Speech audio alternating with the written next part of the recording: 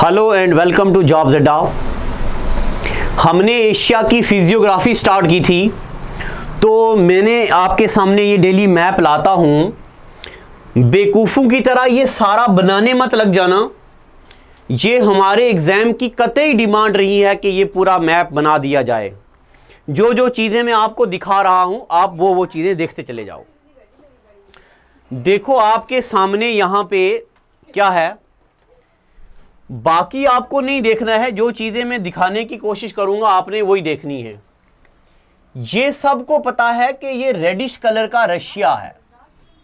ये क्या है? रशिया। और ये भी आपको पता होना चाहिए कि इधर क्या है? जापान। रशिया और जापान के बीच एक आइलैंड है, कुछ इनको बोलते कुरिल आइलैंड या इनको कुर्ली आइलैंड भी बोलते हैं। अब आप क्या करो, बोर्ड पे देखो और जो मैं बोल रहा हूं वो लिखो। Kuril island separates Russia from Japan. Which island separate Russia from Japan? Kuril island separate Russia from Japan. ये जो पीडीएफ है मैं अभी टेक्निकल टीम को ये देता हूं, वो आपकी ऐप में आपको डाल देंगे। आप वहां से डाउनलोड करके प्रिंट निकाल के रख सकते हो, बट मेरी बोली हुई बातों पे ज्यादा ध्यान रखना है। Kuril island separates Russia from Japan. तो कुर्ली आइलैंड है किसका? जापान कहता है कि ये आइलैंड हमारे हैं, मगर एट प्रेजेंट ये वाले island controlled by, administered by Russia. और यहां पे नॉर्थ कोरिया है, यहां पे साथ में साउथ कोरिया है, यहीं साथ में एक सी है जिसको बोलते हैं येलो सी। मैंने एक ऐप से दूसरे फोन से लॉगिन करके देखा था, बच्चों को शायद ये ब्लर दिखता होगा। जब आप हमारी दूसरी नई ऐप में आप इसको देखोगे डाउनलोड फीचर के साथ, तो आप एक अच्छे नेट की स्पीड में इसको देख सकते हो। नेट की कमी की वजह से आपको ये शायद इमेज ब्लर दिखती होगी, तो मैं ग्रुप में डलवा दूंगा। आप देखो येलो सी, कभी कभार पेपर में आ सकता सवाल, Which country is nearby Yellow Sea? Yellow Sea is surrounded by North Korea, South Korea and इधर से क्या है? चाइना। अब कभी कभार बच्चे उंगली करते रहते हैं, येलो सी को येलो सी क्यों बोलते हैं, ब्लैक सी को ब्लैक सी क्यों बोलते हैं, वाइट सी को वाइट सी क्यों बोलते हैं, डेड सी को डेड सी क्यों बोलते हैं। तो ये हम पढ़ेंगे, बट मैं आपको बात बताऊं, रॉक्स में एक रॉक होती है जिसको बोलते लोइस, LOESS, लोइस। ये येलोइश होती है कलर में। इस येलो सी में लोइस के पार्टिकल ज्यादा होते हैं, जिसकी वजह से इसका रंग हमें येलो दिखता है। तो why yellow sea is known as yellow sea? Because it is filled by major component of loess, एक रॉक पार्टिकल्स होते हैं। तो इस स्लाइड से मुझे आपको यही बात बतानी थी, क्या? Russia is separated by Japan from Kuril island. अगर कभी पेपर में आए के बताए कुर्ली आइलैंड किन दो वाटर बॉडीज को अलग करता है, तो देखो यहां पे लिखा हुआ है sea of OKHOTSK, Okhotsk. Sea of Okhotsk separates Pacific ocean. यहां पे पैसिफिक ओशन है, यहां पे ये वाला ओक्टोस्क सी है, यहां पे पैसिफिक ओशन है, बीच में कुरिल आइलैंड या कुर्ली आइलैंड है, इनके बीच। तो कुर्ली आइलैंड रशिया को जापान से अलग करता है, यही कुर्ली आइलैंड सी ऑफ ओक्टोस्क को पैसिफिक सी से जोड़ता है या अलग करता है। बीच में जापान सी है, तो याद करने की जरूरत नहीं है। इस स्लाइड में मुझे आपको यह बताना था। अब हम चलते हैं आगे। मैं इसको जरा एक बार जूम भी करता हूं ताकि आप इसको अच्छे से देख लो। ये देख लो, दिख रहा होगा ना आपको? ये वाला है, ये हैं कुर्ली आइलैंड्स, ये वाले। ये आ गया इधर जापान, ये आ गया इधर रशिया। ठीक है, इतना हो गया। अब हम नेक्स्ट चलते हैं, इसी तरह की और कुछ इंफॉर्मेशन लेते हैं। अब देखो आपके सामने ये जापान है। अब जापान कंट्री एशियन कंट्री है तो ये बड़ी जरूरी है। जापान कंट्री क्यों जरूरी है? क्योंकि जापान में ढेर सारे आइलैंड्स हैं, इस वजह से जापान कंट्री है जरूरी। जापान हमें क्यों पढ़ना है? सबसे पहली बात, जापान के आइलैंड्स का नाम आपको याद होना चाहिए। तो बताओ मुझे, होकाइडो आइलैंड किसका है? तो होकाइडो आइलैंड जापान का है। होन्शु आइलैंड किसका है? जापान का है। शिकोको आइलैंड किसका है? जापान का है। क्योशु आइलैंड किसका है? जापान का है। तो एक बार पेपर में आया, अच्छा ये नहीं दिख रहा आपको, इसको मैं अभी ऊपर करता हूं, एक मिनट। हाँ, मैं ज़रा टेक्निकल टीम को बोलूँगा कि ये चीज़ बच्चे को शायद दिख नहीं रही है वहाँ पे, तो इसको अभी ऊपर करेंगे हम। होकाइडो आइलैंड किसका है? जापान का। होन्शु आइलैंड किसका है? जापान का। क्योशु आइलैंड किसका है? जापान का। शिकोको आइलैंड किसका है? जापान का। अगर कभी पेपर में आ जाए कि वर्ल्ड वार के टाइम हिरोशिमा और नागासाकी पे एटम बम गिराया गया था, तो बताओ वो हिरोशिमा कहाँ पे आता है? तो शिकोकू आइलैंड में आता है हिरोशिमा, ठीक है। नागासाकी कहां आता है? ये लिखा हुआ है नागासाकी, NAGASAKHI। ये जो चीजें मैं आपको पढ़ा रहा हूं, हाँ बहुत अच्छे, ये सिर्फ आपको अकाउंट असिस्टेंट के पेपर के लिए ही नहीं, बल्कि केएस के, प्रीलिम्स के, मेंस के एग्जामों के लिए एग्जामिनर पूछ सकता है। बताओ जी, जापान के इधर उधर कौन कौन से सी हैं? तो जापान के ईस्ट में पैसिफिक ओशन है, जापान के इधर सी ऑफ जापान है, दिख रहा आपको, ठीक है यहां तक। और बस आपको इतनी चीजें याद रखनी जो मैं याद बता रहा हूं आपको। होकाइडो आइलैंड सबसे ऊपर, होन्शु उसके नीचे, क्योशु उसके भी नीचे, शिकोकू उसके भी नीचे। तो ये आइलैंड किसके हैं? जापान के। हिरोशिमा सिटी कहां पे है? तो होकाइडो शिकागो आइलैंड में। नागासाकी कहां पे है? तो क्योशु आइलैंड में है। इतना मुझे उम्मीद है कि आपने पढ़ा है।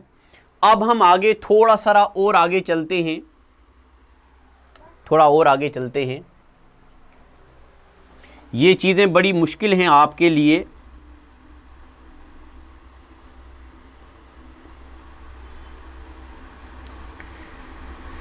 अब हम उसके बाद ये चीज़ें देखते हैं। देखिए, यहां मुझे आपको सिर्फ दो चीज़ें बतानी है, छोटी छोटी। क्या? ये है हमारा फिलीपींस, और यहां पे ये कौन सी कंट्री है? इंडोनेशिया। ये इंडिया के नीचे है, आप वर्ल्ड मैप पे देख लेना, इधर इंडिया आता है, देखो इधर आ गया इंडिया, इधर आ गया ये हमारा म्यांमार।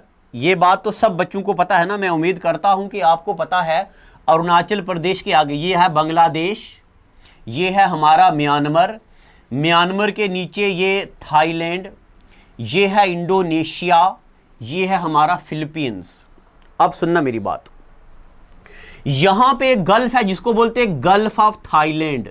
ये आपको दिख नहीं रहा तो मैं लिख रहा हूं, गल्फ ऑफ थाईलैंड। अब गल्फ ऑफ थाईलैंड कहां पे है? तो ये तो थाईलैंड में है, ये देखो थाईलैंड कंट्री है, तो थाईलैंड के पास ये वाली जो गल्फ है इसको क्या बोलते हैं? Gulf of Thailand. इस गल्फ ऑफ थाईलैंड को गल्फ ऑफ सियाम भी बोलते हैं, इसीलिए मैंने इसको फोकस किया। इसका दूसरा नाम है गल्फ ऑफ सियाम, तो लिखते जाओ, gulf of Thailand is also known as gulf of Siam. और उससे भी एक इंपॉर्टेंट पॉइंट, यहां पे एक स्ट्रेट आता है, ये वाला, इसको बोलते हैं स्ट्रेट ऑफ मलक्का। इसको क्या बोलते हैं? Straight of Malacca. स्ट्रेट बड़े जरूरी हैं। बताओ स्ट्रेट ऑफ मलक्का किन दो कंट्रीज के बीच है? तो स्ट्रेट ऑफ मलक्का है इंडोनेशिया और थाईलैंड के बीच। तो लिख लो स्ट्रेट ऑफ मलक्का। बेटा ये वेरी इंपॉर्टेंट स्टेट है, बताऊंगा क्यों। Straight of Malacca is between Thailand and Indonesia, Thailand और इंडोनेशिया। और अगर आप कभी आईएएस के लिए भी पढ़ेंगे तो आप पढ़ेंगे इंटरनेशनल रिलेशन, एक सब्जेक्ट होता है, तो आप एक पढ़ेंगे 9 डैश लाइन। यहां पे इमेजिनरी लाइन है ये, इस लाइन का नाम है 9 डैश लाइन। जो बच्चे कहीं आईएएस के लिए कभी पढ़े हैं उनको पता है इंटरनेशनल रिलेशन में क्या होता है 9 डैश लाइन। चाइना कहता है कि ये एरिया मेरा है, क्या? फिलीपींस का ये आधा आइलैंड मेरा है, ताइवान पूरा मेरा है, ये सी पूरा मेरा है, और ये एरिया पूरा मेरा है। तो इसलिए, और ये स्पेटल्टी आइलैंड्स हैं, ये पूरा एरिया मेरा है। इमेजिनरी इस लाइन को बोलते हैं 9 डैश लाइन। अगर कभी एग्जामिनर बड़ा टफ सवाल पूछेगा तो पूछ सकता है, बताओ जी 9 dash line area is controlled by, administered by, कौन सी कंट्री आएगी? तो चाइना। तो चाइना कहता है ये एरिया मेरा है। अब मैं आपको इंडोनेशिया के कुछ आइलैंड्स के बारे में बताऊंगा जो बड़ा ही सख्त जरूरी है। अब इंडोनेशिया के आइलैंड के बारे में क्यों बताऊंगा? क्योंकि इंडोनेशिया दुनिया की सबसे बड़ी आइलैंड कंट्री है। सबसे पहले तो इसको एक बार फिर से देख लो, ये थाईलैंड है, ये वियतनाम है, कंबोडिया है, और ये नीचे इंडोनेशिया, ये वाला। अब मैं आपको दूसरे स्लाइड में इंडोनेशिया के आइलैंड्स बताऊंगा। ये देखो, अब आप बच्चे क्या करो, अपनी कॉपी पे लिखना शुरू कर दो। जो जो चीजें मैं बोलूंगा मैं आपको दिखा सारा रहा हूं, एग्जामिनेशन पॉइंट ऑफ व्यू से कम कम चीजें लिखा रहा हूं। लिखो point number 1, there are 4 major islands of Indonesia. क्या लिखोगे? There are 4 major islands of Indonesia. अभी हमने जापान के आइलैंड पढ़े, आप पढ़ रहे हैं there are 4 major islands of Indonesia. कहां है इंडोनेशिया जी? ये पूरा इंडोनेशिया है, ये पूरा क्या है? इंडोनेशिया। कौन कौन से बड़े आइलैंड्स हैं इंडोनेशिया के? Number 1 Borneo island, number 1 Borneo island. मैं यहां स्पेलिंग लिख रहा हूं, BORNEO। बोर्नियो आइलैंड किसका है? इंडोनेशिया का।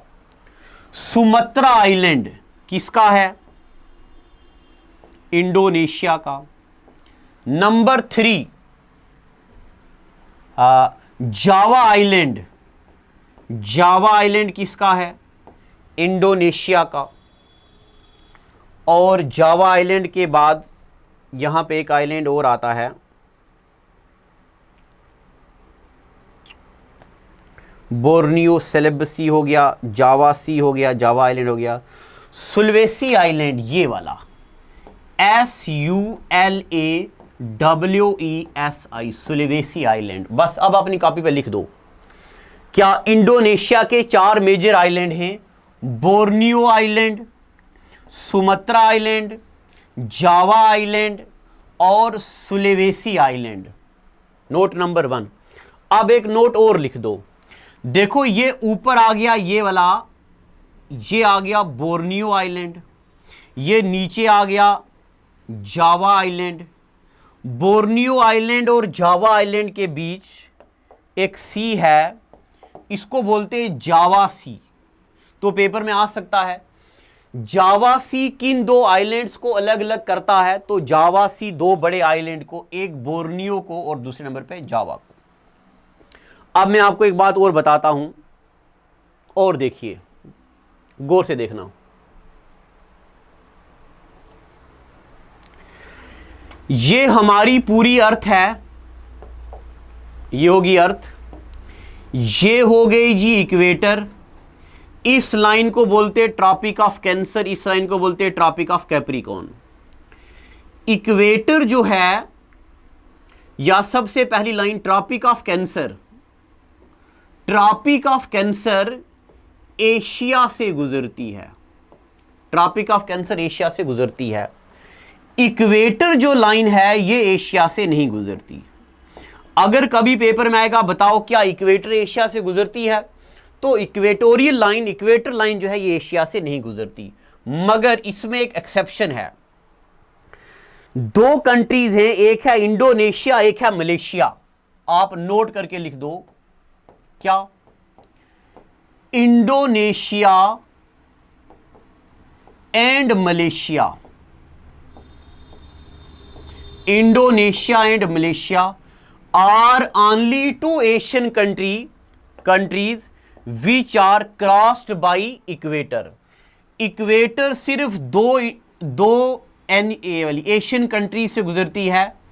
एक कंट्री का नाम है इंडोनेशिया, दूसरी कंट्री का नाम है मलेशिया।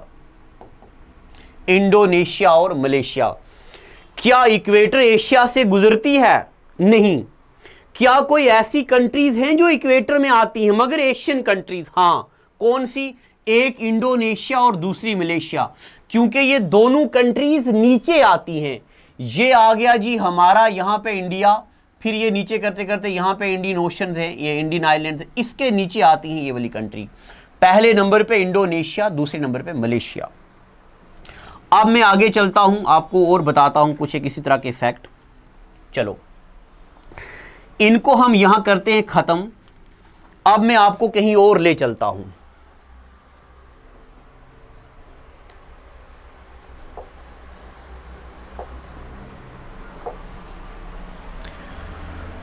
अब देखो, अब जो मैं आपको चीजें पढ़ाने लगा हूं, अब आपको वो खुद पढ़नी है, यानी कि मैप पे नहीं है, अब आपको वो चीजें लिखनी है।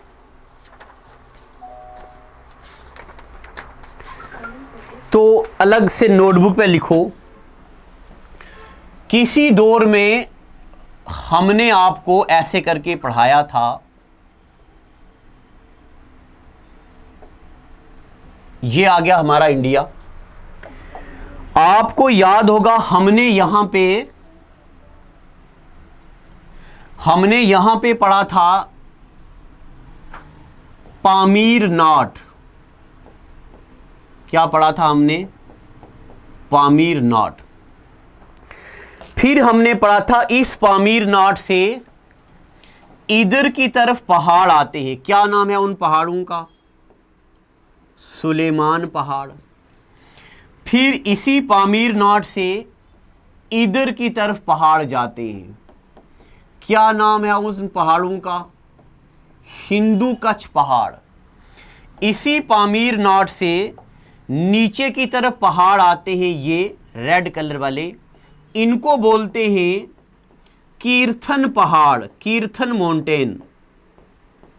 अब इनमें से कैसा सवाल आएगा तो मैं आपको बताऊंगा, अभी आप लिखते जाओ। इसी पामीर नाट से चाइना की तरफ पहाड़ जाते जिनका नाम है टियन शा पहाड़। क्या नाम है इनका? टियन शा। इसके नीचे आते हैं ये वाले, इसका नाम है अल्तून शा। चीजें मुश्किल तो नहीं लग रही हैं? इस फिजियोग्राफी में से हार्डली 1 या 2 सवाल आएंगे और वो सिर्फ आपको आते होंगे। एक ऊपर आ गया टियन शाह, बीच आ गया, नीचे आ गया अल्तून शाह। टियन शाह और अल्तून शाह के बीच में ये डेजर्ट आता है, इसको बोलते हैं टकला मकान डेजर्ट। क्या बोलते हैं? टकला मकान डेजर्ट। अगर इजी क्वेश्चन एग्जामिनर पूछेगा कि बताओ टकला मकान डेजर्ट कौन से कंटिनेंट में आते हैं? एशिया में, अफ्रीका में, नॉर्थ अमेरिका में, साउथ अमेरिका में, अफ्रीका में, यूरोप में, ऑस्ट्रेलिया में, कहां पे? तो टकला मकान आता है एशिया में। अगर सवाल मुश्किल होगा तो एग्जामिनर पूछेगा टकला मकान डेजर्ट किन 2 माउंटेन रेंजेस के बीच आता? ऊपर टियन शाह, नीचे अल्तून शाह, बीच में क्या आता है? टकला मकान डेजर्ट। और अल्तून शाह के नीचे ये मैंने आपको पढ़ाया हुआ है, इसको बोलते हैं हम कुनलुन शाह पहाड़, कुनलुन शाह माउंटेन। और इनके बीच आता है गोबी डेजर्ट। क्या आता है इनके बीच में? Gobi desert. बताओ गोबी डेजर्ट किन 2 माउंटेन रेंजेस के बीच आता? तो अल्तून शाह और कुनलुन शाह के बीच। ये मैं आपको सीक्वेंस में बता रहा हूं, याद नहीं, रट्टा नहीं मरवा रहा हूं, सिखा रहा हूं चीजों को। सबसे पहले नंबर पे टियन शाह पहाड़, फिर आगे दूसरे नंबर पे अल्तून शाह पहाड़, फिर आगे कुनलुन शाह पहाड़, टियन शाह अल्तून शाह के बीच टकला मकान डेजर्ट, अल्तून शाह कुनलुन शाह के बीच गोबी डेजर्ट, और कुनलुन के बीच ये वाला क्या आता है जनाब, नीचे ग्रेटर हिमालय और इसके भी तिब्बत का प्लेटू। अब इसी तरह इधर आता है सऊदी अरेबिया, सऊदी अरेबिया के नीचे आता है यमन, यमन के यहां पे आता है ओमान, ओमान के फिर ये इधर आता है ईरान, जिसको पर्शियन बोला करते थे, गल्फ ऑफ पर्शियन, ईरान, यहां पे कुवैत वगैरह अलग कंट्रीज आती हैं। जिस तरह यहां पे पामीर नाट है उसी तरीके से यहां पे आता है आर्मेनियन नाट। सबसे जरूरी चीज बता रहा हूं, अब यहां एक पहाड़ आते हैं, इनको बोलते हैं आर्मेनियन नाट।